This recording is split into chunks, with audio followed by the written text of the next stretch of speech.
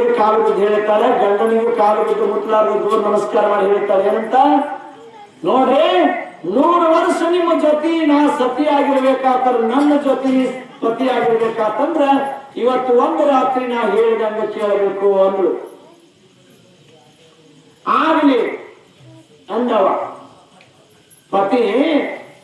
ಆರದಿಂದ ಏನ್ ಮಾಡಿದ್ರು, ತಲೆಯಾಗೇನಿತ್ತು, ತುತ್ತನ್ನ ನೀಡು ಆಸೆ ಇತ್ತು. ಅಲ್ಲೇನು ಚುನೆ ರಾತ್ರಿ ಹೂವ, ಹಣ್ಣು, ಹಾಲು, ಇನ್ನಿತರ ಏನು ಉಣ್ಣುವಂತ ದಿನಸವನ್ನ ಕಾಟ ತುಂಬ ಇಟ್ಟಿದ್ರು. ಆ ಮಡದಿ ಮತ್ತು ಪತಿಗೆ ಇಬ್ರು ಒಂದಾಗುವಂತ ರಾತ್ರಿ ಅವತ್ತು ಹೇಳಿದ್ರು, ನಿಮಗೇನು ಬೇಕಾದ ಅಕಸ್ಮಾತ್ ಉಣ್ಣುವಂತ ಇಚ್ಛೆ ಇತ್ತಂದ್ರೆ ಉಣ್ಬ್ಯಾಡು, ಇವತ್ತೊಂದು ದಿವಸ ಮಲ್ಕೊ.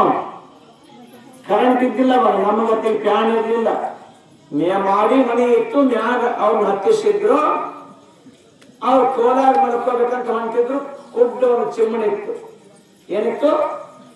ಚಿಮ್ಮಣದ ಬೆಳಕಿತ್ತು. ಆ ಬೆಳಕಿನಾಗ ನೋಡಿದ್ರು ಅದನ್ನೆಲ್ಲ ಹಣ್ಣು, ಹಾಲು, ಏನು ತಿನಿಸ ಜೀವಕ್ಕೆ ಬೇಗ ಊಟವನ್ನು ಇಟ್ಟಿದ್ರು. ಜೀರಿಗಂಡ ಹೆಣಿಕೆ ಹಾಕಿ ನೋಡಿದ್ರು. ಜೀರಿಗಂಡ ಮಾರಂತಾರೆ, ಮಾರಿ ಮನೆ ಅಂತ್ಕೊಂಡು ಕಿಟಕಿ ಹೆಣಿಕೆ ಹಾಕ್ತಾರೆ. ಕಿಟಕಿ ಅಂತಾರ, ಕಿಟಕಿಯಾಗ ಹಣಿಕೆ ಹಾಕಿದ್ರು. ಆ ಚಿಮ್ಮಣದ ಬೆಳಕು ಹೊರಗೆ ಬಿದ್ದಿತ್ತು. ಏನಾಗಿತ್ತು? ಹಚ್ಚಿದ ಚಿಮ್ಮಣದ ಬೆಳಕು ಹೊರಗೆ ಬಿದ್ದಿತ್ತು. ಹಾಗಾದ್ರ ಒಳಗಿನ ಬೆಳಕು ಹೊರಗೆ ಬಿದ್ದೈತಂದ ಬಳಕ ಹೊರಗಿನ ಬೆಳಕು ಹೊರಗೆ ಬರಲೇಬೇಕಂತ ವಿಚಾರ ಮಾಡಿ ಏನ್ ಮಾಡಿದ್ರು, ಕಾಕೋತ ಕುಂತಳು. 12 ಗಂಟೆ ಆಗಿತ್ತು. ಗಿರಿಗಾಂವ್ ಗ್ರಾಮದಾಗ ಹನುಮಪ್ಪನ ಗುಡಿಯಾಗ ಒಬ್ಬ ಕೆಲವಗಳು ಬೇಡ್ಕೊಂಡು ತಿನ್ನಾಕ್ ಬಂದಿದ್ರು. 9 ತಿಂಗಳ ಮುಗಿದು 9 ದಿನ ಮುಗಿದಿದ್ದು. ಮಳಿ ದಾಳ ಹೊಡಿತಿತ್ತು, ಸುರಿತಿತ್ತು. ಅಂತ ಸಂದರ್ಭದಲ್ಲಿ ಸಿಡಿಲು ಕಡಲ್ ಅಂತಿತ್ತು. ಆ ಸಿಡಿವಿನ ಗದ್ದಲದಾಗ 2 ಮಕ್ಕಳಿಗೆ ಜನ್ಮ ಕೊಟ್ಲ. ಯಾರು?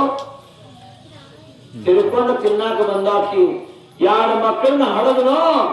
12 ಗಂಟೆಗೆ ಯಾರು ನೀರ್ ಹಾಕೋರು ಇರ್ತಾರ, ಅನ್ನ ಹಾಕೋರು ಇರ್ತಾರ?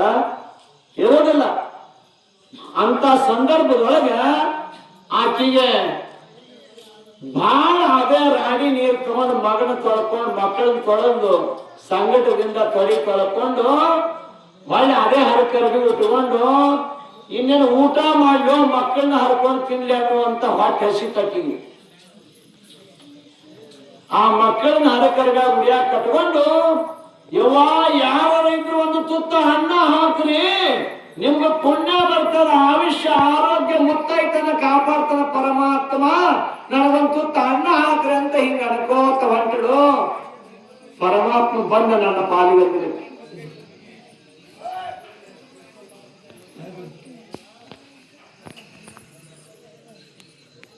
ಗದವಾಡ ಇನ್ನೊಂದು 2 ನಿಮಿಷ ಮುಗಿತ ಸತಿ. ಕಾರಣ ಗಿರಿಜಾ ಕಲ್ಯಾಣ ಇತ್ತು. ಅವಾಗ ಬನ್ನಿ ತಾಯಿ ಈ ಕಡೆ ಬಾ, ನಾನು ಕೆಳಗೆ ಬರಬೇಕಾದ್ರೆ ಸಮಯವಿಲ್ಲ, ನನಗೆ ಅಲ್ಲಿ ಸರಿ ದಾರಿ ಇಲ್ಲ, ಇಲ್ಲಿ ಬಾ ಅಂದಾಗ ಉರಿ ಒಡ್ಡು ಗಟ್ಟಿಯಾಗಿ ಹಿಡಿ ಅಂದ್ರು. ಮೊದಲು ವಿಶೇಷವಾದಂತ ಭೋಜನವನ್ನ ಕೊಟ್ಟರು. ಹೊಟ್ಟೆ ತುಂಬ ತಿಂದಳು. ಹಡದ ಹೊಟ್ಟಿ ತುಂಬು ತನಕ ತಿಂದಳು. ಮಕ್ಕಳನ್ನು ಉರಿಯಾಕ ಕಟ್ಟಿಕೊಂಡು ಆನಂದ ತಗೊಂಡು ಅದು ಆಕಿ ಜೊತೆಯಲ್ಲಿ ನಾಯಿಗೂ ಕೂಡ 4 ಮಕ್ಕಳಿಗೆ ಜನ್ಮ ಕೊಟ್ಟು ಯಾರ ಮನೆಯಾಗ ತುಳು ಮಾಡ್ಬೇಕಂತ ಬಂದಿತ್ತು. ಆ ಕುಂಡ ಹೆಚ್ಚಾದ ಅನ್ನವನ್ನ ಅದು ಉಂಡಿತ್ತು, ಅದಕ್ಕೂ ಹೊಟ್ಟೆ ತುಂಬಿತ್ತು. ಮತ್ತೆ ಹಾಲು ಕುಡಿಯಂತ ಹಾಲಿನ ಮೈಯನ್ನು ತಳಬಿಟ್ಲು. ಹಣ್ಣನ್ನು ಕೊಟ್ಟು ಉರಿಯಾಕ ಕೊಟ್ಟು ಕಟ್ಕೊಂಡು, ಮತ್ತೆ ಬೇಕಾದ್ರ ನಮ್ ಗಿರಿಗಾವಾಗ ಏನೂ ಕಡಿಮೆ ಇಲ್ಲ, ನೀನು ಬೇಕಾದ್ರೆ ಮಾಡಿ ಮುಂಜಾನೆ ಬಾ, ನಾ ಕೊಡ್ತೀನಿ ಅಂದ್ರು. ಅವಾಗ ಏನಂದ್ರಾಕಿ, ಯವ್ವ ನಿನ್ನ ಮುತ್ತೈದು ಭಾಗ್ಯ ಕೊಡ್ಲಿ ಪರಮಾತ್ಮ, 4 ಮಕ್ಕಳು ನನ್ನಂಗ ನಿನಗೆ ಗಂಡು ಮಕ್ಕಳು ಕೊಡ್ಲಿ ಅಂತ ಆಶೀರ್ವಾದ ಮಾಡಿದ್ರು. ಗೆದ್ದೆ ಹೋಗಂದ್ರು. ಏನಂದ್ರು? ನಿನಗ ಆಯುಷ್ಯ, ನಿನ್ನ ಗಂಡಗ ಆಯುಷ್ಯ ಬರ್ಲಿ, ನಿನ್ನ ಮುತ್ತೈತನ ವಿರಾಮರವಾಗಿರ್ಲಿ ಅಂತ ಆಶೀರ್ವಾದ 2 ಕೈಲಿ ಮಾಡಿದ್ರು. ಅವಾಗ ಅತಿಥಿ ದೇವೋ ಭವಃ. ಏನಂದ್ರು? ಅತಿಥಿ ಪರಮಾತ್ಮನ ಸ್ವರೂಪದಾಗ ಬಂದಾನಂತ ತಿಳ್ಕೊಂಡು ಗಂಡನ ಮುಟ್ಟಿ ಅಭಿಷೇಕ ಎದ್ದು ಕೂತ, ಈಗ ಊಟ ಮಾಡು, ಹಾಲು ಕುಡಿ, ಹಣ್ಣು ತಿನ್ನಂದಳು. ಹಿಂಗ ಕರ್ತವ್ಯ ಏನೈತಿ? ನೀವು ಶಿವಪುರಾಣ ಕೇಳಿರಂದ ಬಳಕ ಬಂದ್ರು ಶಿವನಾಮ ನೆನೆಸ್ರಿ, ನಿಮ್ಮ ಗಿರಿಗಾವದೊಳಗೆ ಹರಿಯೋ ಹಾವು ನಿಲ್ಲುತ್ತದ, ಊರಿಗೆ ಬೆಂಕಿ ನಿಲ್ಲುತ್ತದ, ಕಾಡು ಕಂಟಕ ಬಯಲಾಗ್ತದ, ಬಡಿಯು ಸಿಡಲು ನಿಲ್ಲುತ್ತದೆ ಅನ್ನುವಂತ ಮಾತನ್ನು ಎಲ್ಲರಿಗೆ ಹೇಳಿ ನಿಮ್ಮನ್ನ ಕಷ್ಟದಿಂದ ಕಾಪಾಡ್ತೈತೆ ಅನ್ನುವಂತ ಬದುಕನ್ನ ಶಿವನ ಕಲ್ಯಾಣಕ್ಕೆ ಎಲ್ಲ ಬಲವನ್ನು ತಗೊಂಡು ನಾವು ಇವತ್ತು ಅಚ್ಚಿಕ ಹಾಕೋದಿದ್ದೀವಿ.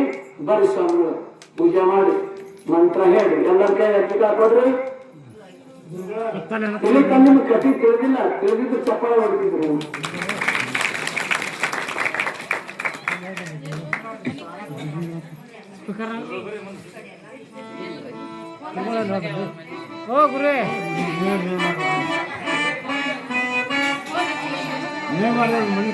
ಫೋನ್ ಇಲ್ಲಿ ಆದ್ರಿ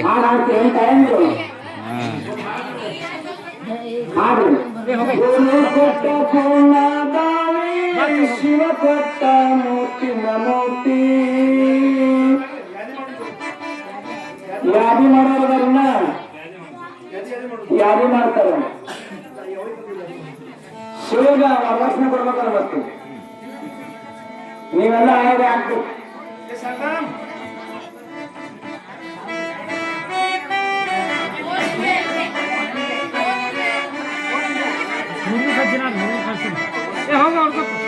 ಓ ನೀವು ಇದನ್ರಿ ಹಾಕೋರಿ